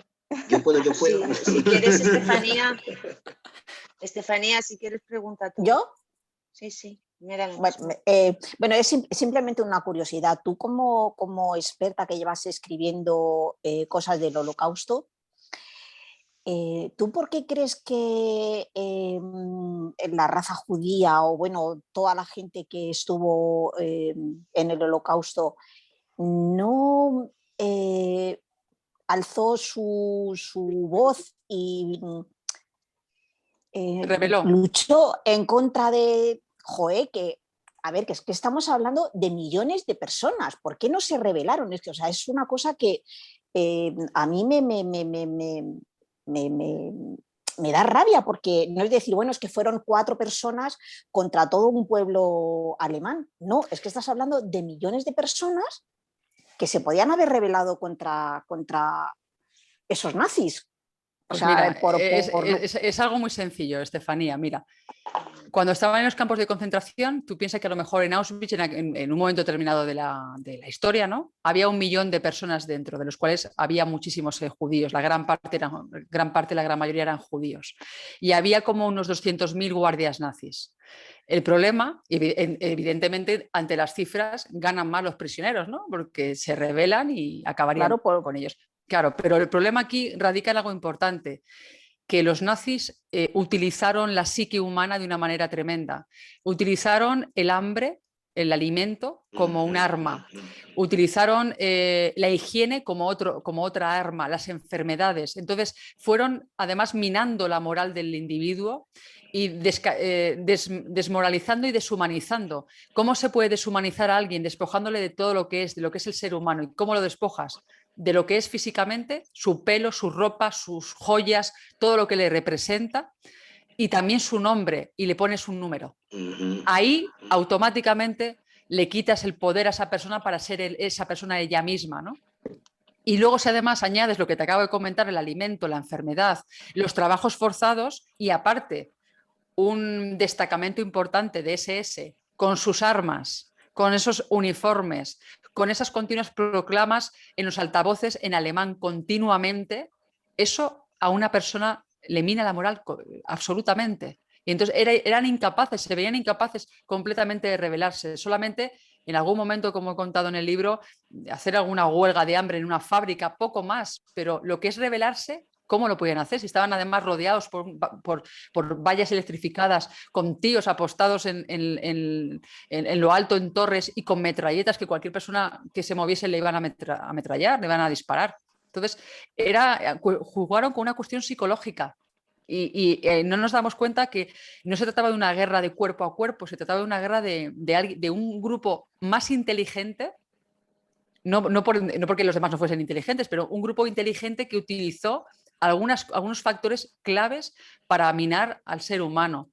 Y es verdad que no me gusta decir que los nazis eran inteligentes, pero es verdad, eran los militares, los líderes del Tercer Reich eran hombres muy inteligentes. Sabían perfectamente cómo utilizar cada cosa, cómo hacer que los campos de concentración fuesen el peor lugar del mundo y de la existencia, cómo crearon las cámaras de gas, cómo idearon la solución final. O sea, eran personas hiper mega inteligentes. El problema es que la inteligencia que tenían la destinaron al mal. Ojalá la hubiesen destinado al bien, porque seguramente que hubiésemos avanzado mucho mejor, ¿no? Pero era todo esto. Hay una de las mujeres, creo que era, no me acuerdo si era Braulia, corregidme, no me acuerdo si era Braulia, que cuando la quieren cortar el pelo, dice, pero que me van a cortar el pelo. Su pelo. A mí si me cortan el pelo al cero, ostras. bueno, a mí me da un infarto, porque a mí me encanta tener el pelo largo, entonces no me imagino ahora que me rapen el pelo. No sé qué pensáis vosotros, pero claro, cuando te despojan de todo lo que tú eres y te dicen eres el número 50.512 y a partir de ese momento eres ese número en alemán y apréndetelo, porque si no te doy una paliza. Es complicado, ¿eh? O que te pongan esas gamelles con las compañeras rusas. Por ejemplo, esas fiambreras, ¿no? Aquí te anulan, es que es anulación total, hacen contigo lo que quieren porque no dejas de ser tú. Claro. Es un maltrato psicológico continuo. Si hablamos de la violencia de género normalmente, del maltrato psicológico, ellos practicaban un maltrato psicológico continuo. Eso eran crímenes contra la humanidad, sí, pero vamos, elevados a la 10ª potencia. Gracias, Mónica. Lo que te quería preguntar es por el aprendizaje que luego tienen que hacer todas estas mujeres al volver a la vida normal. Lo que les cuesta integrarse en la vida, les costó muchísimo integrarse de nuevo en la vida. Incluso él decías que no podían dormir ni en una cama, que tenían que dormir en el suelo. Sí, en el suelo tenían que dormir. Porque, mira, os voy a poner un ejemplo muy tonto, ¿vale? El programa Supervivientes de Telecinco son un grupo de personas que van a hacer supervivencia a una isla en Honduras y tienen que dormir en el suelo. Cuando ellos regresan después de meses, no pueden dormir en una cama. Y no es un programa de televisión, donde pasan hambre y demás por pruebas determinadas y tienen que ganar un premio de dinero. Eso es algo tonto, porque es un programa de televisión, pero si lo trasladamos a un campo de concentración, imagínate todo lo que eso conlleva. Es decir, a una persona que está durante 2, 3 años, 1 año, durmiendo en un camastro duro, comiendo prácticamente nada, esa persona se acostumbra. El cuerpo humano nos acostumbramos a todo, Tanto a lo mejor, es decir, a comer caviar si tenemos que comer caviar, como a comer un mendrugo de pan duro si es que lo que tenemos que comer porque no tenemos dinero para pagar nada más. Entonces, el ser humano tenemos una capacidad de desenvolvernos y de asumir la situación importante, de una manera importante. La pandemia, todos hemos estado en nuestra casa durante muchísimos meses encerrados y era impensable, ¿verdad? Te lo hubiesen dicho hace 2 años y dices, madre mía, que estás loco, ¿cómo voy a estar yo en una casa encerrado? Sin salir a nada. Y todos nos amoldamos, ¿verdad? Pues también la gente que estuvo en un campo de concentración o que ha estado en cárceles se amoldan, se mimetizan, se crean su vida paralela y dicen, esto es lo que me toca vivir y lo quiero vivir bien y quiero sobrevivir, no quiero que me ocurra nada malo, no quiero morir. La única manera que es, bueno, hacer lo que me dicen, pues hago lo que me dicen. ¿Que tengo que cargar rocas de 40 kilos? Pues cargo rocas de 40 kilos aunque me quede en el intento. Eso se cuenta muy bien, que tú lo conocerás, Mónica, bueno, y algunos lo recordaréis, porque se hizo una serie de televisión, las memorias de Fania Fenelon, la cantante de cabaret de la resistencia francesa, que hizo Vanessa Redgrave, era música para sobrevivir, pero claro, era o me dejo hundir o al menos me convierto en el divertimento de mis verdugos, pero esto me permite sobrevivir.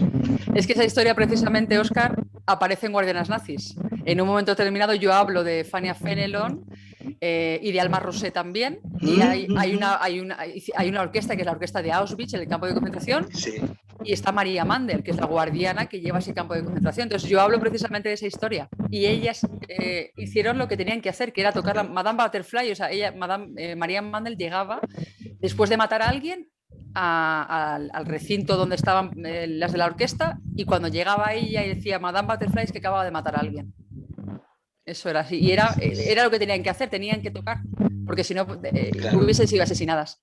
El título estupendo, música para sobrevivir, pero es que dices, claro, es que efectivamente o se aferraban a ello o se dejaban morir o las mataban, porque como eran útiles, porque eran el divertimento, la distracción. La utilidad, es que eso es también una historia de los nazis, que a las personas no las veían como personas, las veían como objetos, ¿no? Exacto. Es un tipo de maltrato, es decir, ve a la persona como un objeto. Yo te utilizo para esto, para hacer armas, para confeccionar trajes, uniformes, para sacar excrementos, para lo que sea. Y eso para ellos, los prisioneros y prisioneras eran objetos, meros objetos. Y cuando ese objeto le faltaba algo, es decir, estaba ya que no funcionaba, se lo quitaban de encima y lo mandaban a la cámara de gas al crematorio. Era así de fácil. Una preguntita, ¿puedo? Sí, puedes, venga. Vale. Sé que me imagino que has visto, y por lo que pones, pues mucha documentación gráfica. ¿Sueñas con alguna foto en concreto o alguna en concreto te quedó? Porque yo, de las 4 o 5 que has puesto, o sea, que hay muchas. Y madre mía, tengo dos ahí en la mente que... Uf. La de los campos, dices, las de los campos. De toda la documentación gráfica que tú habrás visto, la hayas puesto o la hayas puesto, ¿hay alguna especial con la que sueñes, entre comillas, o sea, que te haya dejado una marca que digas, madre mía, esto ya no puedo con ello? Mira, hay una fotografía que es la de las guardianas cuando las obligaron en Bergen-Belsen a descargar los cadáveres, que es esta fotografía de aquí. Vale. Esa fotografía es horrorosa, pero era necesaria. De hecho, una de las personas que hace eso es una de las personas que están en el libro de Guardianas Nazis, es la sádica de Stutthof. Esa fotografía es inolvidable. No es que sueñe con ella, pero te hace plantearte el momento en el que ves toda esa montaña de cadáveres, ¿no? También tengo que decir que, aparte de eso, he visto documentales donde se ven esas imágenes, que es mucho peor verlas en movimiento también. Madre mía. Pues chapó por tu frialdad mental en ese sentido, porque vamos, madre mía, me parece impresionante, pero considero que sí que hay que hacerlo. Yo reconozco que la del tratamiento médico a una superviviente, me dejó de piedra. O sea que, bueno, muchas gracias, de verdad. Muchas gracias a ti. Gracias, Belén. Bueno, pues ya hemos preguntado todos, a ver si vuelve Laura y ya nos despedimos. Sí, que se habrá ido a algún sitio. Sí, bueno. Lo que sí que estoy escuchando todo el rato como un zumbido. ¿Lo escucháis vosotros el zumbido? Sí. De repente se puso, sí, no sé de... Puede ser del coche de Belén. No, porque Belén tiene el micro quitado, está en mute. No, yo creo que era Belén. Yo creo que era Belén porque a mí me sale en la pantalla constantemente Belén. Y a mí también. Pues... vale, digo, salía una cosa. Ahora ya puso el mute. Ya se ha callado. Pobre. Pues ha sido un placer, Mónica. Igualmente. Esperemos vernos en Feria del Libro. Sí, hombre, ahí en septiembre en Madrid. Claro, ya que volvamos todos a Madrid. Mientras tanto, pues irás viendo todo lo que opinamos sobre tu libro. Pues bueno, yo creo que ya más o menos nos has... sabes dónde estamos en Instagram, todo es Club de Lectura LL, ¿vale? Vale. Facebook, no sé si tienes Facebook. Sí, tengo Facebook, sí. Si me buscáis, para buscarme, creo que era Mónica... Bueno, es que tengo la página de Facebook, que es Mónica González Oficial, si mal no recuerdo, y luego mi perfil personal, pero que no es personal, porque también cuelgo ahí cualquier cosa. Etiquetaremos ahí. Sí. Bueno, pero todo aparecerá también en la página de Club de Lectura LL. Vale. Igual que en Twitter, todo aparecerá. Vale. En Instagram, Facebook, Twitter. Genial. Y en YouTube, la grabación. Vale, fantástico. Muchísimas gracias a vosotros. Muchísimas gracias. Un beso enorme. Gracias, chicos y chicas. Gracias. Gracias, Mónica. Gracias. A todos, Un placer. Adiós. Un beso grande. Igualmente. Gracias. Adiós, chicos. Adiós. Adiós.